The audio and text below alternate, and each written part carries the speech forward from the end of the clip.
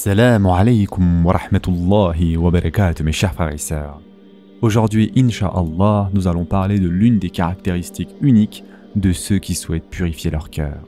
Jusqu'à aujourd'hui, nous avons vu les caractéristiques que vous devriez inculquer, pour lesquelles vous devriez vous efforcer. Aujourd'hui, nous allons mentionner une caractéristique qui en soi n'est pas quelque chose de louable. Yani, vous ne devriez pas en soi vouloir cette caractéristique, mais vous devez en être conscient car vous allez y faire face et vous devez apprendre à gérer cela. Et ceci est mentionné par presque tous nos érudits qui parlent de la purification du cœur, comme Abu Talib al-Makki, Imam al-Ghazali, Ibn al-Qayyim al-Jawzi. Ils l'ont tous mentionné et il s'agit du fait de se sentir seul et étranger quand vous voulez vraiment adorer Allah Azza wa Jal. C'est la caractéristique de l'isolement. Et vous ne désirez pas cela, et vous ne visez pas cela non plus. Cependant, celui qui souhaite purifier son cœur, celui qui souhaite atteindre le plus haut niveau du Jannah, vous découvrirez très rapidement que vous n'avez pas beaucoup de monde autour de vous. Et très souvent, vous allez devoir vous séparer des autres personnes et de la société qui vous entoure, afin de pouvoir atteindre le niveau de culte que vous voulez.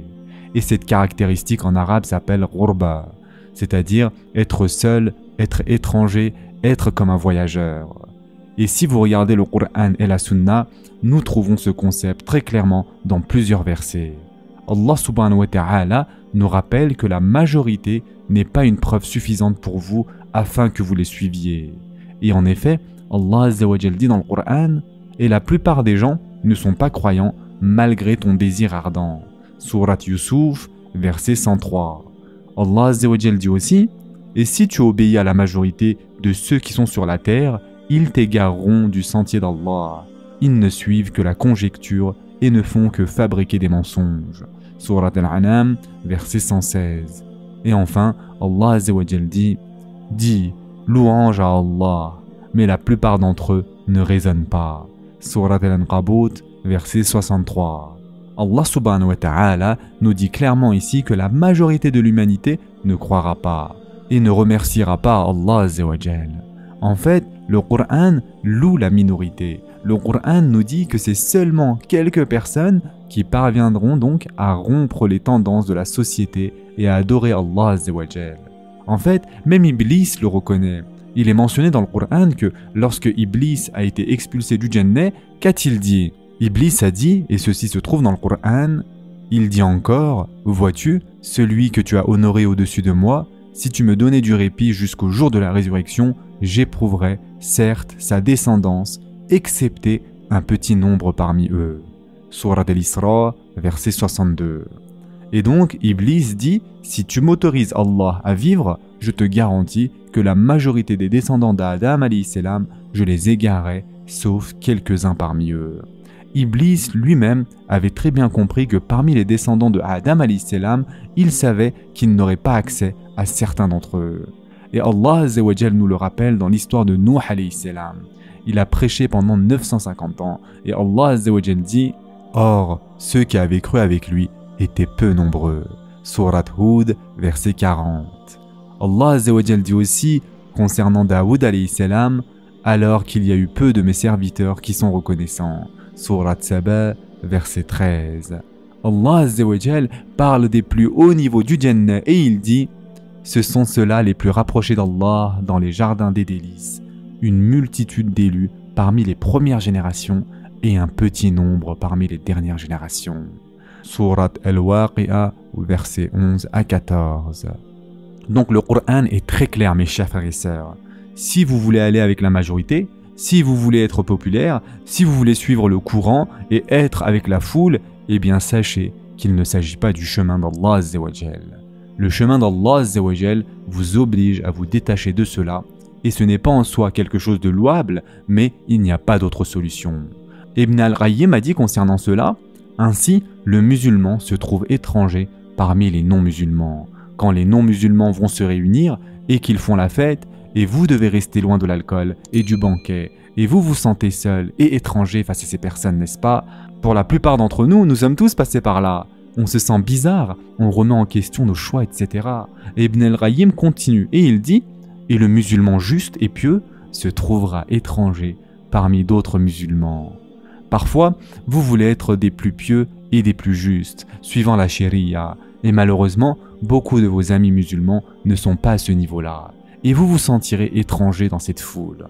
Puis ensuite, Ibn al-Qayyim continue et il dit « Et ceux qui veulent atteindre le plus haut niveau de la purification spirituelle, ils se sentiront étrangers même parmi les musulmans vertueux. » Tout cela, mes chers frères et sœurs, pour vous rappeler cette étape qui n'est pas en soi louable ni blâmable. Cela ne signifie pas que vous avez raison si vous êtes un étranger seul. Cela ne signifie pas non plus que vous avez tort si vous ne l'êtes pas. Non, pas du tout. Mais si vous souhaitez être de ceux qui adorent Allah Azza wa Jal et que vous souhaitez vous assurer d'aller au plus haut niveau du Jannah, vous ferez face à ce type de solitude, un type d'éloignement du reste de la communauté, du reste de l'humanité. Et en fait, notre prophète, sallallahu alayhi wa sallam, a dit, il nous a donné des bonnes nouvelles à ce sujet. Il nous a parlé de cette réalité dans un certain nombre de hadiths. Et il a dit, annoncez donc la bonne nouvelle aux étrangers, c'est-à-dire aux ghuraba. Et en effet, le prophète, sallallahu alayhi wa sallam, a dit, l'islam a commencé en étant considéré comme quelque chose d'étrange et redeviendra quelque chose d'étrange. Annoncez donc la bonne nouvelle aux étrangers, à savoir ceux qui rétablissent ce que les gens ont corrompu. Et ce hadith a été rapporté par Muslim. Qui sont ces étrangers, ô messager d'Allah? Le prophète, sallallahu alayhi wa sallam, a répondu, ils sont un petit groupe de gens pieux qui vivent parmi une population majoritairement corrompue. Ceux qui s'opposent à eux sont plus nombreux que ceux qui les suivent. Et subhanallah, combien il est difficile de rester pur et pieux dans le monde dans lequel nous vivons. Combien il est difficile de contrôler notre regard, de contrôler nos désirs, de contrôler notre risque afin de l'obtenir d'une manière halal. Combien il est difficile de protéger notre famille de la souillure qui nous entoure. Et c'est là que nous nous consolons, mes chers frères et sœurs. Ce n'est pas que nous visons à être étrangers, mais nous nous consolons.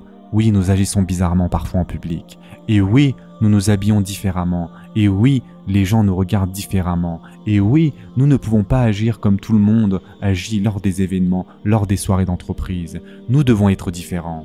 Et c'est pour cela que nous devons embrasser cette différence. Et comprenez que lorsque vous êtes différent pour l'amour d'Allah Azza wa Jal, c'est que vous êtes sur le chemin de la piété.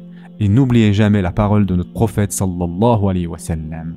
Annoncez donc la bonne nouvelle aux étrangers.